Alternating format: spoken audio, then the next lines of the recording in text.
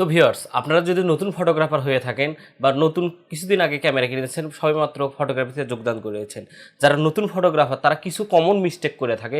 আমিও যখন নতুন ফটোগ্রাফি শুরু করি তখন এই কমন মিস্টেকগুলো করছি, এবং যারা নতুন ফটোগ্রাফার বিজ্ঞানার তারা এই ভিডিওটি দেখতে পারেন যে কমন মিস্টেক ফটোগ্রাফি জীবনের শুরুতে যে মিস্টেকগুলো করে এটা আপনাদের সামনে তুলে ধরবো, তাহলে আপনারা এই ভুলগুলো করবেন না। আর এই সামান্য ভুলের কারণে পরবর্তীতে আপনার ক্যামেরা বা ফটোগ্রাফি নিয়ে আপনি একটা বিরাট ঝামেলায় পড়তে পারেন।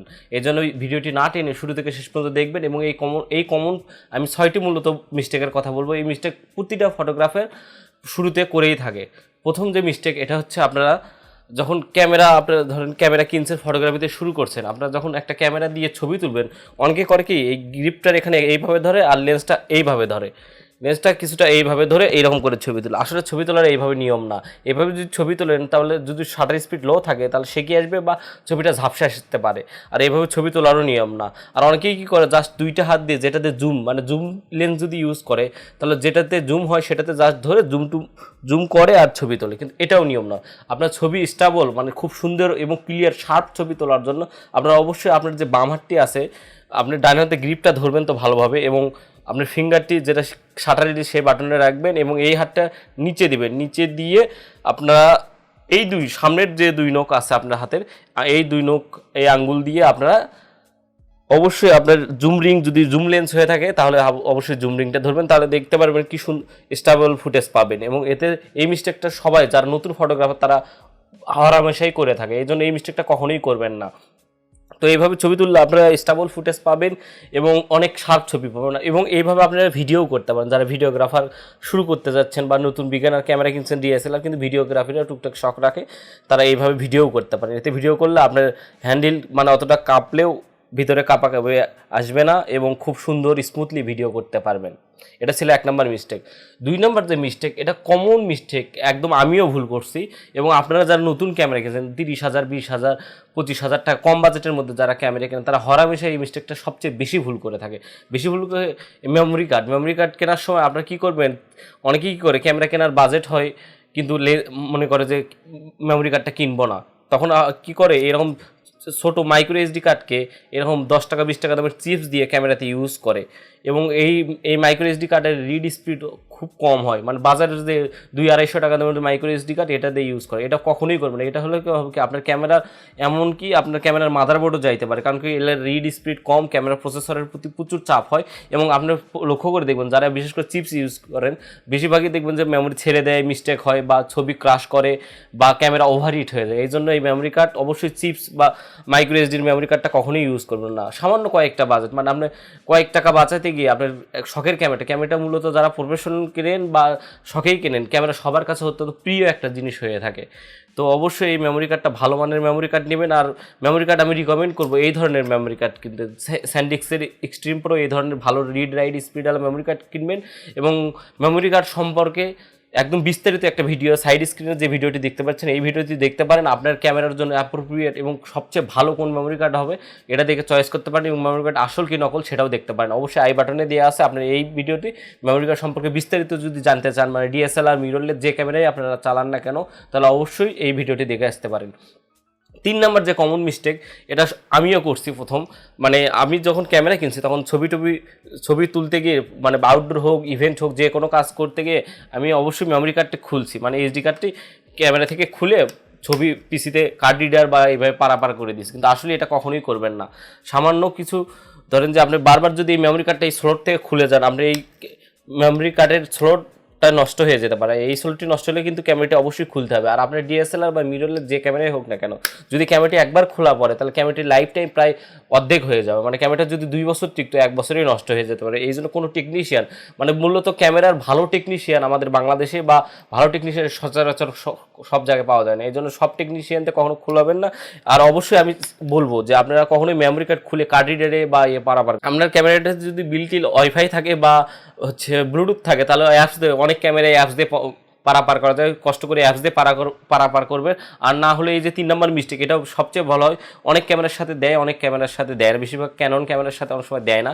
আপনারা এরকম কেবল কিনে নেবেন, মানে ইউএসবি কেবল প্রতিটা ক্যামেরার, নিকন হোক ক্যানন হোক, ইউএসবি কেবল 300 টাকার মধ্যে, 200 টাকা, 200-250 থেকে 300 টাকার মধ্যেই ভালো মানের একটা কেবল পেয়ে যাবেন। এতে আপনার মেমোরি কার্ড খুলতে হবে না, বা মেমোরি কার্ড অনেক সময় খুললে ধরুন কার্ড রিডার দিয়ে আপনার পিসিতে বা ল্যাপটপে যখন লাগান মেমোরি কার্ড ফরম্যাট চায় বা ক্রাশ হয়ে যেতে পারে আপনার ছবি, বা আপনি যদি কোনো ইভেন্ট করেন তাহলে এই ঝামেলায় পড়ে যাবেন। আমি প্রথমে যখন ফটোগ্রাফি শুরু করি তখন এই মিস্টেকগুলো করতাম, অনেক 2টা ইভেন্টের আমি খুব ঝামেলায় পড়ে গেছিলাম, মানে মেমোরি কার্ড ফরম্যাট চাইছিল, আমি সেটা রিকভারি দিতে পারিনি। এই জন্য আপনারা যারা নতুন ফটোগ্রাফার তারা যাতে এই মিস্টেকটা না করেন, এই জন্য আপনাদের কাছে জানানোর জন্য এই ভিডিওটি নিয়ে এসেছি। ওই জন্য অবশ্যই আপনারা এই ইউএসবি কেবলের মাধ্যমে ল্যাপটপে বা পিসিতে পারাপার করে, আর পিসিতে পারাপার করার পর আপনারা অবশ্যই তারপরে ডেলিভারি দিবেন বা ছবিটা তাদেরকে দিয়ে দিবেন, বা নিজের ছবি যদি হয় এইভাবে কেবল দিয়ে পারাপার করবেন, এটা নিরাপদ হয়ে। অবশ্যই 300 টাকা বাঁচাইতে গিয়ে আপনার মেমোরি কার্ডের স্লোটে, আর স্লোটে নষ্ট হলে কিন্তু টেকনিশিয়ানের কাছে যতই যান, কিন্তু 4-5 হাজার টাকার নিচে কিন্তু একটা ক্যামেরা খুলবেও না, বা আপনার মেমোরি কার্ডের স্লোটটি ঠিকও করে দেবে না কোনো টেকনিশিয়ান। এটা ছিল 3 নাম্বার মিস্টেক।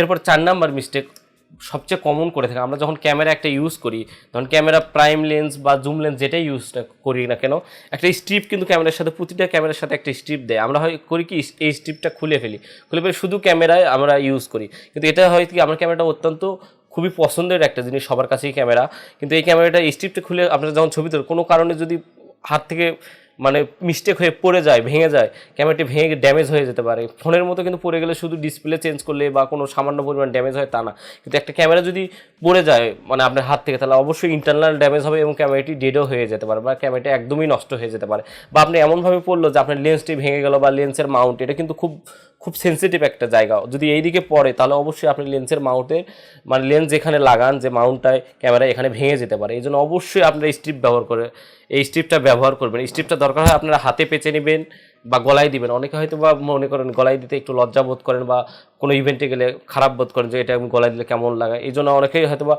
মানে নিজের স্ট্যাটাস দেখানোর জন্য এই স্ট্রিপটা খুলে ফেলে শুধু ক্যামেরা ইউজ করে, এটা কখনোই করবে না। স্ট্রিপটা কিন্তু দিছেই হচ্ছে আপনার ক্যামেরা প্রোটেকশনের জন্য, আর স্ট্রিপটার ফলে কিন্তু আপনার ক্যামেরা প্রায় 80% প্রোটেকশন পেয়ে যায়। মানে কোনো কারণে আপনি মিস্টেক হলো, হাতের যদি পেঁচানো থাকে হাতে আটকে যাবে, বা গলায় যদি দেয়া থাকে গলায় একদম আটকে যাবে, কোনো কারণে পড়বে না। আর এটা অবশ্যই স্ট্রিপটা, এই ফিতাটা কিন্তু অবশ্যই এই মিস্টেকটা কখনোই করবেন না, যখন আপনারা ক্যামেরা কিনবেন এটা খুলে ফেলবেন, কিন্তু এটা কখনো খুলে ফেলবেন না, এটা অবশ্যই স্ট্রিপটা ইউজ করবেন। এটা হচ্ছে 4 নাম্বার মিস্টেক।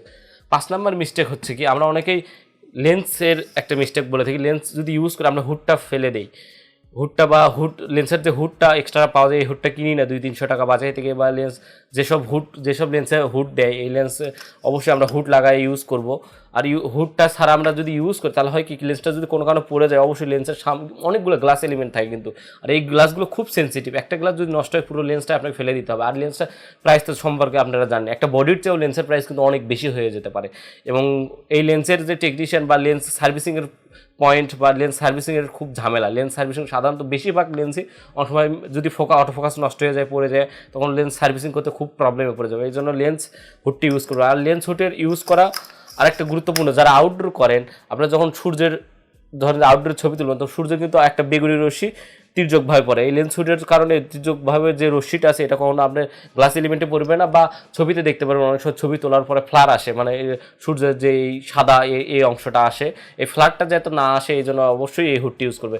এই হুডটির কারণ কি, হুডটির কারণ হচ্ছে আপনি লেন্সকে প্রোটেকশন করা এবং সূর্যের বেগুনি রশ্মি থেকে আপনি লেন্সের গ্লাস এলিমেন্ট এবং সেন্সারকে রক্ষা করা। আপনার কিন্তু সূর্যের বেগুনি রশ্মির ফলে আপনার ক্যামেরার সেন্সর মানে যে রেজুলেশন কমায় যেতে পারে আস্তে আস্তে। আপনারা জানেন বেগুনি রশ্মি বা কোনো তির্যক আলো পড়লে কোনো সেন্সার নষ্ট হয়ে যেতে পারে, গ্লাসের যে শার্পনেস এটা কমে যেতে পারে। এই জন্য অবশ্যই 100% আপনার হুডটা ইউজ করবেন, তাহলে লেন্সে ফ্লার পাবেন না, মানে ছবি তুললে ফ্লারটা আসবে না এবং লেন্সের প্রোটেকশন হবে।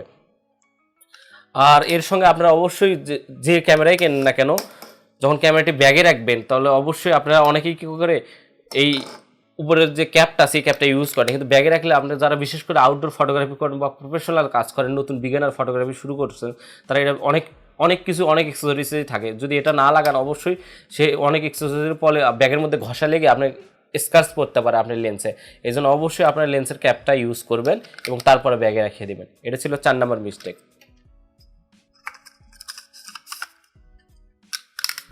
5 নাম্বার যে কথাটা বলবো, 5 নাম্বার কথা, যারা বিগিনার ফটোগ্রাফার বা খুব ভালো ক্যামেরা কিনেছেন তাদের জন্য এটা অবশ্যই কথা বলবো। 5 নাম্বার যে মিস্টেক হচ্ছে, আপনারা যদি এরকম ভারী কোনো লেন্স ইউজ করেন, মূলত এইসব লেন্স একটা বডির থেকেও ভারী হয়, এইসব লেন্স ইউজ করলে আপনারা শুধু বডিটা ধরবেন কিন্তু লেন্স ধরবেন, এটা কখনোই করবেন না। কারণ কি, এই লেন্সের ক্যামেরার কিন্তু লেন্সের এই মাউন্টটি খুব সেন্সিটিভ, যদিও মেটাল থাকে কিন্তু তবুও সেন্সিটিভ, ভেঙে যেতে পারে। এই জন্য এইরকম ভারী লেন্স যখন আপনার ক্যামেরাতে ইউজ করবেন বা আপনার ক্যামেরাতে ফটোগ্রাফি করতে যাবেন, তখন এই লেন্সটা অবশ্যই ভালোভাবে ধরবেন।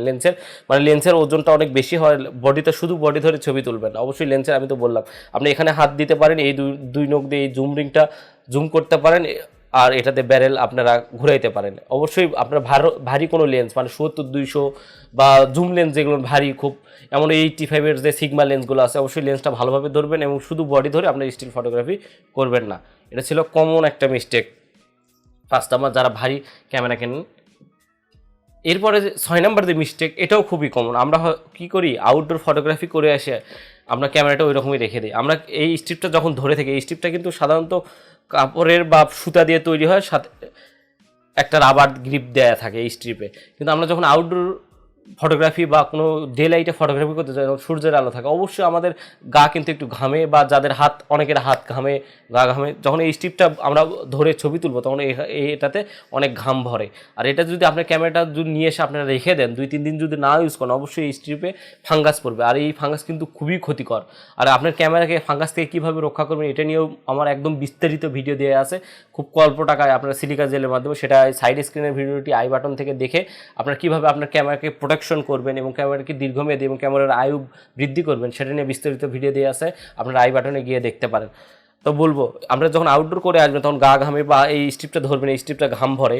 তো স্ট্রিপটা যদি আমরা ক্যামেরাটা 2-3 দিন যদি শ্যুট না করেন, অবশ্যই স্ট্রিপটা কিন্তু সাদা সাদা ফাঙ্গাস জন্ম নিতে পারে। এই সাদা ফাঙ্গাস যদি আমরা একবার লেন্সে যায়, তাহলে লেন্সের একদম শার্পনেস, মানে লেন্সের কর্মটাই নষ্ট করে দেবে। এই জন্য বিগিনার ফটোগ্রাফার অবশ্যই আপনার যদি একটা আউটডোর করে এসে 2-3 দিন রেস্ট নেন বা 2-3 দিন ছবি না তোলেন, অবশ্যই এই স্ট্রিপটা খুলে একটু রোদ দিয়ে নিবেন। একটু রোদে দিলে হবে কি, আপনার এই ঘামে এটা শুকে যাবে, তখন আর ফাঙ্গাস হবে না। এবং রোদের তাপে কিন্তু ফাঙ্গাস নষ্ট হয়ে যায়, মানে ফাঙ্গাসের যে বংশবিস্তার এটা কমে যায়। এই জন্য অবশ্যই একটু রোদে দিয়ে মানে শুকিয়ে নেবেন বা স্ট্রিপটা খুলে রাখবেন। স্ট্রিপটা এক জায়গায় রাখবেন, বডিটা এক জায়গায় রাখবেন। আবার যখন আউটডোরে যাবেন স্ট্রিপটা লাগাবেন, বললাম তো স্ট্রিপ অবশ্য লাগানো জরুরি। আপনার হাতে পেঁচিয়ে ছবি তুলতে পারবেন বা গলায় দিয়ে ছবি তুললে আপনার ক্যামেরাটি প্রোটেকশন থাকবে। এটা হচ্ছে 6 নাম্বার মিস্টেক। তো এই 6টি মিস্টেক সাধারণত যারা বিগিনার ফটোগ্রাফার বা ফটোগ্রাফি থেকে সবেমাত্র এসে, তারা অবশ্যই ভুল করে থাকে। ক্যামেরা ধরার পদ্ধতি বললাম, আমি বলে দিলাম ক্যামেরা ধরার পদ্ধতি। আপনারা কখনো ক্যামেরা অনেকে এইভাবে ধরে, এইভাবে ধরবেন না। অবশ্যই নিচে গ্রিপটা ভালোভাবে নেন, ক্যামেরাটা যেন স্টেবল থাকে, এইভাবে ধরবেন এবং মেমোরি কার্ড ভালোভাবে ইউজ করবেন। এই 6টি মিস্টেক থেকে দূরে রাখবেন, তাহলে আপনার ক্যামেরার আয়ু বাড়বে। তো ভিডিওটি কেমন লাগলো, যারা নতুন ফটোগ্রাফার তারা অবশ্যই এই মিস্টেকটি কখনোই না করার চেষ্টা করবেন। যে সামান্য মিস্টেকগুলো হয়তো সামান্য, কিন্তু পরবর্তীতে আপনার ক্যামেরা নিয়ে অনেক ঝামেলায় পড়তে পারেন। তো আজকের ভিডিও এই পর্যন্তই। আর আমার চ্যানেলে যদি নতুন হয়ে থাকেন, অবশ্যই চ্যানেলটি সাবস্ক্রাইব করবেন এবং পাশে থাকা বেল আইকনটি ক্লিক করবেন।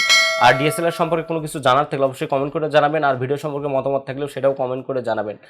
আর সাথে সাথে আমার ভিডিওটি ভালো লাগলে অবশ্যই লাইক করবেন একটা।